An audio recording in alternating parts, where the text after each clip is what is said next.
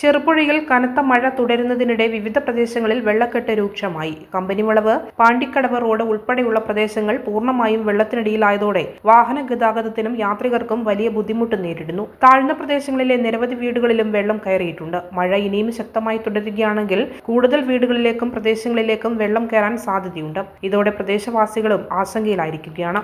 വെള്ളം കയറിയ വീടുകളിലുള്ളവരും പ്രത്യേകിച്ച് കുട്ടികളും പ്രായമായവരും സുരക്ഷിത സ്ഥാനങ്ങളിലേക്ക് മാറണമെന്നും നാട്ടുകാർ ആവശ്യപ്പെടുന്നു. മഴയും വെള്ളത്തിന്റെ ഒഴുക്കും ശക്തമായതിനാൽ റോഡുകളിലൂടെ അനാവശ്യ യാത്രകൾ ഒഴിവാക്കണമെന്നും മുന്നറിയിപ്പുണ്ട്. ചെറുപുഴയിലെ വിവിധ ഭാഗങ്ങളിൽ വെള്ളക്കെട്ട് തുടരുന്ന സാഹചര്യത്തിൽ അധികൃതർ സ്ഥിതിഗതികൾ നിരീക്ഷിച്ച് ആവശ്യമായ അടിയന്തര നടപടികൾ സ്വീകരിക്കണമെന്നാണ് നാട്ടുകാരുടെ ആവശ്യം. മഴ തുടരുന്നതിനാൽ എല്ലാവരും ജാഗ്രത പാലിക്കണമെന്നും സുരക്ഷയ്ക്ക് മുൻഗണന നൽകണമെന്നും നിർദ്ദേശം.